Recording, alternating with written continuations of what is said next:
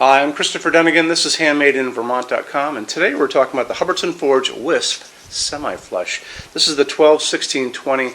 There's also a beautiful pendant version of this. That's the 13-16-20. That'll be under dining pendants, so check that out too. Let's get into the size of the fixture itself. Overall height from the ceiling to the bottom of the glass, which is going to be the height of the fixture, is 6.6 inches. Diameter on this, which is going to be a metal-to-metal point, is coming in just about 24.9.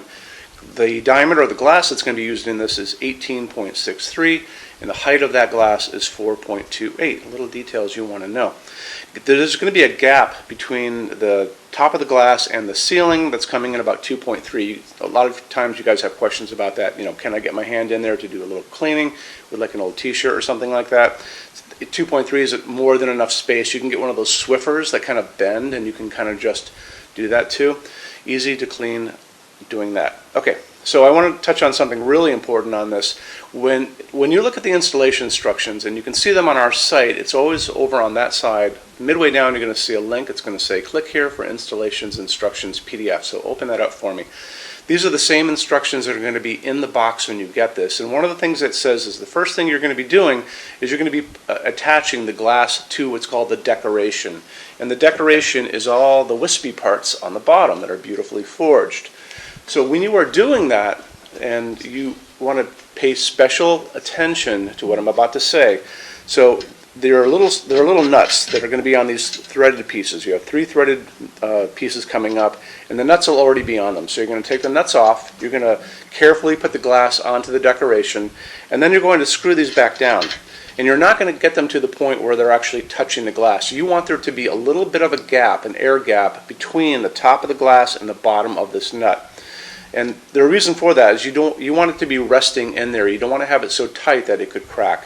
And it's easy to crack glass when you have metal on metal, or metal on glass, basically. So just leave a little bit of a gap. There's going to be more than enough threading at the top of this in order for you to attach the fixture, which is the piece here, with these knurled balls, these big knurled balls that are going to kind of grab onto these, just like I'm doing there. See that? And that's going to attach that to that. So you'll notice when I have this, when I move it around, let me get that off for a second. You'll notice I can actually hear it moving. So you want to make sure you can hear the glass moving in this before you attach it all together. It's going to be pretty important. So that's your tutorial on putting glass into decorative parts, okay? Let's move on to this part here, and that's going to be the actual fixture that goes on your ceiling. Canopy's coming in at 5.5 inches. It's going to go over your standard 4-inch J-box, which is what this is. I'll get this stuff out of there for a sec. That's your 4-inch J-box. If you don't have a 4-inch J-box, it's going to be shipping with this. This is a universal mounting kit, and it has lots of these little holes allowing it to kind of line up with a variety of these junction boxes, so you're going to be all set there. Let's get into a little bit more on this. It's going to be using 3 medium base sockets, and the recommended bulb for this is going to be what's called an A15. And an A15 is a slightly smaller bulb than what a lot of people are used to. This is an A19 size, this is an A15. Actually, you know what, even better, we'll use the same type. So that's an A19, A15. So the A15 is going to be able to, 3 of these fit into the glass snugly without any problem. It's also rated for 3 60-watt incandescents if you guys want to go in that direction. Put it on a dimmer, it dims beautifully. It doesn't matter if you're going to be using a LED or an incandescent. Dimmers are always a good idea. If you're going to be using LEDs, I kind of like this clear version. It's called a phosphorus LED, and these generally only max out as 60-watt equivalents. But again, 3 60-watt equivalents gives you 180 watts or equivalent watts of light. That's a ton of light coming out of a fixture like this, probably more than you're even going to be needing. So I also talk about the color of light coming out of these things. I tend to like 3000 Kelvin. The light coming down on my hands right now, this is 3000 Kelvin. It's considered warm white.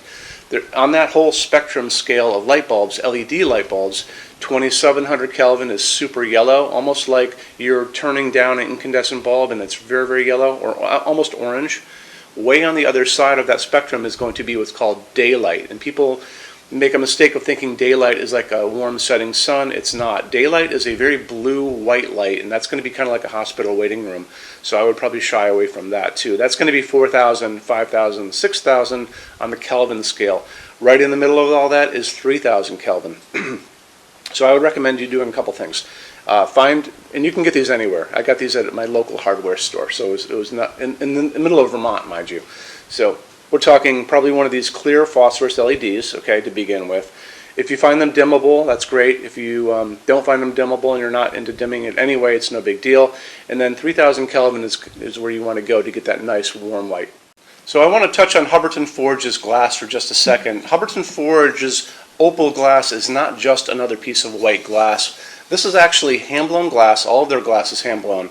And to begin with, it's actually a clear piece of glass to start with. And then they come in, they blow a second layer on the inside of white glass. Then they come back and they do a third step where they sandblast the entire outside. So you'll notice when you get these in your hands, they actually have layers of glass on them on the ends. You can see them on these two pieces. And it gives it this really soft, semi-transparent, kind of milky quality. It's a soft glowing piece. Really, really pretty. You know, they're really obsessed about details at Hubbardton Forge, and a lot of people don't. I don't think they appreciate it out in the world, but you appreciate it because that's why you guys are here watching this video. There you go. Let's get into metal finishes now. If you're on our website, HandmadeInVermont.com, do me a favor, look over on the left-hand side of the screen. You're going to see a lot of red tabs over there. One is going to be the Finishes Help Guide. When you're done with this video, go over there and open that up for me, and you're going to see a video at the top of that page of me talking to you guys about the differences in Hubbardton Forge finishes and how they can look on different types of forging. I'm going to be referencing a color chart just below the video, so scroll down a little bit, you'll see that chart. You'll notice there are pictures that have the letter A on them, pictures that have the letter B on them, and I'm going to be talking about that range you can see in variance on there in that video. So it's really important to watch the video, use that chart. When you're done with all that, come back down to that chart. You can click on any of those pictures and see a lot more samples of Hubbardton Forge fixtures in that finish. If you want to see a bunch of stuff in dark smoke, click on dark smoke. If you want to see a bunch of stuff in vintage platinum, do the same, and so on and so on and so on. That's a great way for you to see a lot of Hubbardton Forge stuff in different finishes and really take advantage of that, okay? So our showroom in Vermont has over 350 Hubbardton Forge fixtures spread across 2 floors. We have a What's On display page on our website. It's going to be back in the red tabs over there. A lot of good things in that section. Check out. So when you open that up, you'll see it's all divided up into different sections like dining pendants and outdoor lighting. We're always adding to that. This is the biggest showroom in the world of Hubbardton Forge. They don't even have a showroom like this. Nobody does. And they use this as their showroom when you guys come to Vermont to visit us. So lots and lots to see here. You can see all the different glass, all the different finishes, all the different fabrics, all of those things. In addition to that, we have a clearance center. So the clearance center stuff are returns, discontinued things, and showroom samples. That's an amazing deal for you. If you guys want to take advantage of that, you have to come here to Vermont to see us. And when you do me a favor, measure all the kind of things about your project and what you guys are doing. So the most important thing is measure your ceiling heights to begin with. Measure distances between junction boxes and like windows and ceilings and those kind of things. So if you're looking at sconces on the wall, you can see if they're going to fit for you. If you're doing pendants over a kitchen island, measure the distances between those junction boxes. Widths of tables, kitchen tables, dining tables, lengths of tables, islands, all that good stuff. And also do a couple more things. If you guys have some tablets or iPads lying around, take pictures of all these things. Take pictures of the kitchen, take pictures of the projects you're doing. Bring that in so we can kind of go through those pictures together and we'll be able to see what you guys are up to, okay? And also the boxes and clearance stuff, for clearance stuff, are basically packed for shipping. Don't forget, these were supposedly shipped out. So the boxes tend to be on the bigger side, so bring a decent size SUV if you want to take stuff home. It's a really good opportunity for you. When you buy your Hubbardton Forge fixtures from HandmadeInVermont.com, shipping is free to every state except Alaska and Hawaii. There's no tax if we ship out of the state of Vermont. We're the only dealer that offers 90-day returns and no restocking fees. That's 3 months after you receive something to send it back, and there's no restocking fee on that. Some larger items and custom things, and it's usually going to be big things on pallets, are going to be non-returnable. it'll always tell you on the page for an item if that is the case. So always keep an eye out for that.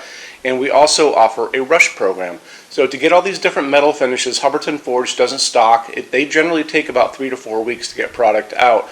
We can cut that time in half, and it's really, really inexpensive. If you want to know more about that, just drop me a quick email and I can clue you in on details, okay? So our showroom in Vermont is open every day except Sunday from 11 to 6. I'm here every day except Sunday from 10 a.m. to 6 p.m. Eastern Time. If you want to drop a quick email, you can do that all the time. And that's going to be at sales@HandmadeInVermont.com, and we spell out the word Vermont. Or you can call me during business hours, 802-446-2400. So thank you for stopping in today, and we'll talk to you guys soon. Take care. Bye-bye.